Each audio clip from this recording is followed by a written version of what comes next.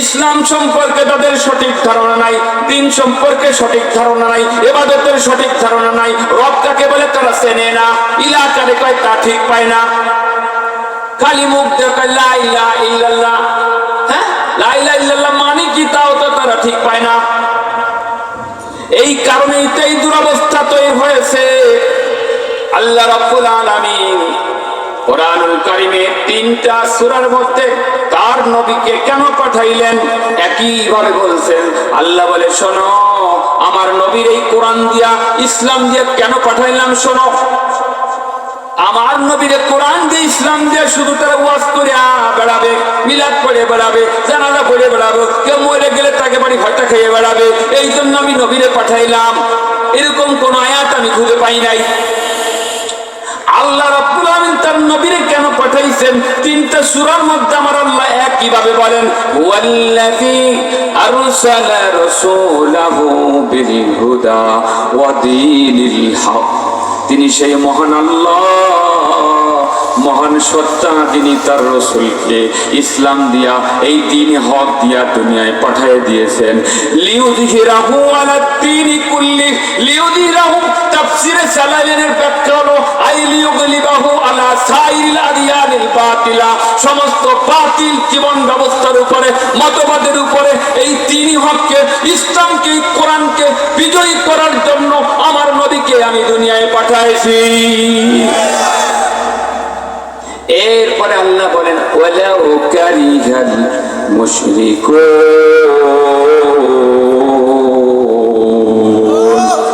আল্লাহ বলেন যদিও মুশরিকরা এটা পছন্দ করে না। আল্লাহর আয়াত যারা বোঝেন না, তাফসীর না বুঝার কারণে আপনাদের এই ভুল অবস্থা হয়েছে। আল্লাহ রাব্বুল আলামিনের কথাটা আপনারা এই ডায়লগটা বোঝেন না।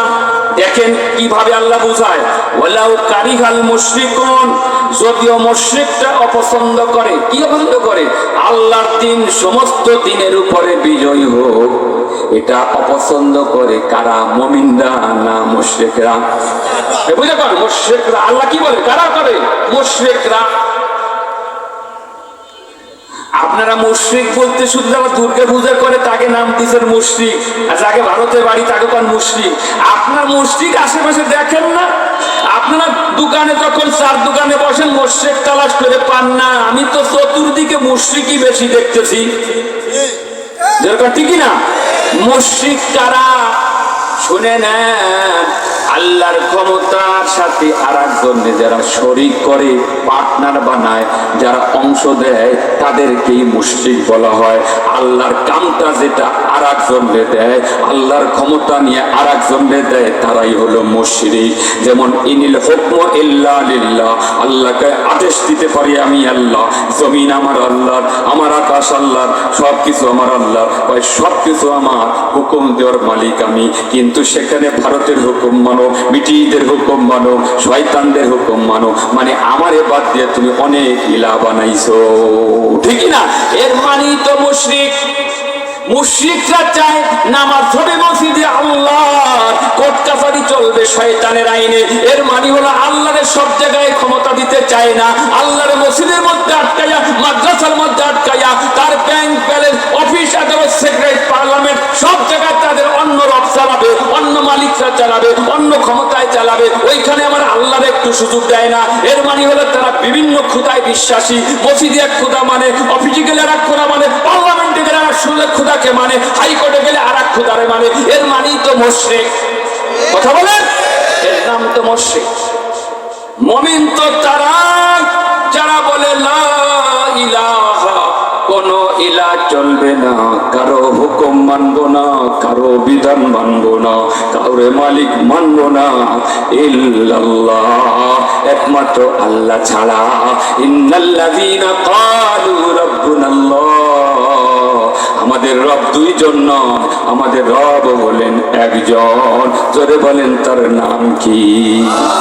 আল্লাহ আমার রব, ওই রবি আমার সব। বলেন আল্লাহ আমার রব, ওই রবি আমার সব। দমে দমে তনু মনে তারই অনুভব। আল্লাহ আমার রব, ওই রবি আমার সব। তোমার দুনিয়াতে আমি যেদিকে তাকাই, তোমার দুনিয়াতে আমি যেদিকে তাকাই, অথই নিয়ামতে ডুবে আসি সবাই। পাখপাখালির গানে, পাখপাখালির গানে তসবিহ কলরব, পাখপাখালির গানে তসবিহ কলরব। আল্লাহ আমার রব, রবি আমার সব, দমে দমে তন মনে তারি অনুভব। আল্লাহ আমার রব, রবি আমার সব। বলেন আলহামদুলিল্লাহ। আজকের থেকে আমাদের রব হবে কয়জন? সবাই বলতে হবে আমাদের রব কয়জন? আমরা একাধিক রবে বিশ্বাসী নই, সব জায়গায় রব হবে একজন, হুকুমকর্তা, বিধানদাতা, জীবনদাতা, আইনদাতা, দ্বিতীয় কাউকে মানি না, মানব না, একমাত্র আল্লাহ ছাড়া। ধরে বললেন একমাত্র। এইটার নাম বিপ্লবী কলেমা লা ইলাহা ইল্লাল্লাহ। আরবিতে লা ইলাহা ইল্লাল্লাহ কুয়ে খিচুড়ি খাওয়ার বুদ্ধি এসব চলবে না। রাসূলুল্লাহ সাল্লাল্লাহু আলাইহি ওয়াসাল্লাম সাহাবায়ে কিরাম যে কলেমা পড়েছেন আমাদেরকেও সেই কলেমা করতে হবে। যারা বলেন ঠিক কি না? ও আমার মুমিন মুসলমান ভাই বোনেরা, তাহলে সূরা সাফের আয়াত থেকে আমরা কি পেলাম? আল্লাহর নবীকে দুনিয়ায় পাঠানোর মূল উদ্দেশ্য কি বলেন তো? আল্লাহর দ্বীনকে বিজয়ী করা। বলে আল্লাহর দ্বীনকে বিজয়ী করা, আল্লাহর দেয়া জীবন ব্যবস্থাকে বিজয়ী করা। সেটার নাম কি? ইসলাম, মানে কোরআন। এটাকে বিজয়ী করা কার উপরে? আল্লাহর দ্বীনই কুল্লি, অন্য সমস্ত জীবন ব্যবস্থার উপর। যেই জীবন ব্যবস্থা মানুষের তৈরি, কাফেরদের তৈরি, ব্রিটিশদের তৈরি, ইহুদিদের তৈরি সমাজতন্ত্র, এরপরে ধর্মনিরপেক্ষবাদ বলো, জাতীয়তাবাদ বলো, যত ধরনের মানব রচিত মতবাদ আছে এগুলো সব হলো বাতিল মতবাদ, এগুলোর নাম হলো বাতিল দিন। আর একমাত্র দিনই হক, সঠিক দিন হলো ইসলাম। যারা বলেন সঠিক দিন কি? ইন্নাদ-দীনা ইনদাল্লাহিল ইসলাম। একমাত্র সঠিক দিন হলো আল্লাহর কাছে গ্রহণযোগ্য মনোনীত দিনের নাম হলো ইসলাম। জাতীয়তাবাদ দিয়া মুক্তি পাওয়া যাবে না, ধর্মনিরপেক্ষ মতবাদ দিয়ে মুক্তি পাওয়া যাবে না, সমাজতন্ত্রের বিধান চালু করে মুক্তি পাওয়া যাবে না। একমাত্র ইসলাম ছাড়া আল্লাহ কয় কোনো কিছু গ্রহণযোগ্য হবে না। কার কথা? আপনি একদিকে ধর্মনিরপেক্ষ মতবাদী, আপনি একদিকে জাতীয়তাবাদী, আপনি একদিকে সমাজতান্ত্রিক, আবার মসজিদে নামাজ পড়ে জান্নাতের টিকিট কাটতেছেন। শোনেন আপনার অবস্থা কি হবে, আমি কোরআনের আয়াত দিয়ে শোনাচ্ছি। وَمَن يَبْتَغِ غَيْرَ الْإِسْلَامِ دِينًا فَلَن يُقْبَلَ مِنْهُ وَهُوَ فِي الْآخِرَةِ مِنَ الْخَاسِرِينَ।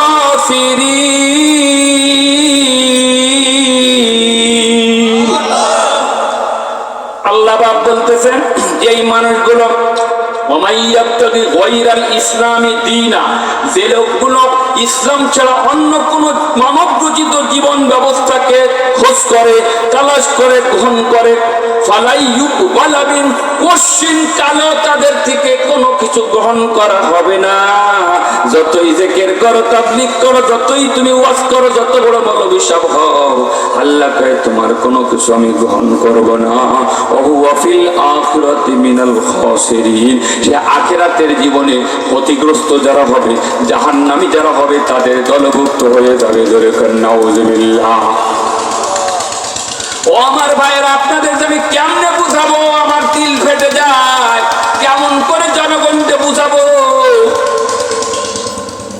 আর বেশি অনেকটা কষ্ট লাগে দেশের বক্তাদের ব্যাপারে, আলেমদের ব্যাপারে। তারা বিভিন্ন কিসসা কাহিনী কইয়া মানুষের কান্দাইয়া যার ব্যবস্থা আছে, কিন্তু জাতিদাসকে ধ্বংসের পথে তারা ইবাদত বোঝে না, ইসলাম বোঝে না, দিন বোঝে না। তাদেরকে এই দিলে আমাদের বোঝানো যে মূল দায়িত্ব ছিল, আজকে আমরা সেগুলো ভুলেই গেছি। আর এই সাবজেক্টে ওয়াজ না করতে কত কোরআন আয়াতের সেন্ড আমরা ভুলে গেছি, আর আমার তাও মনে নাই। ঠিক না? ওই সাবজেক্টে কথা না বলতে বলতে এখন ওই যা বলতে বলতে ওই মুখে চলে আসে।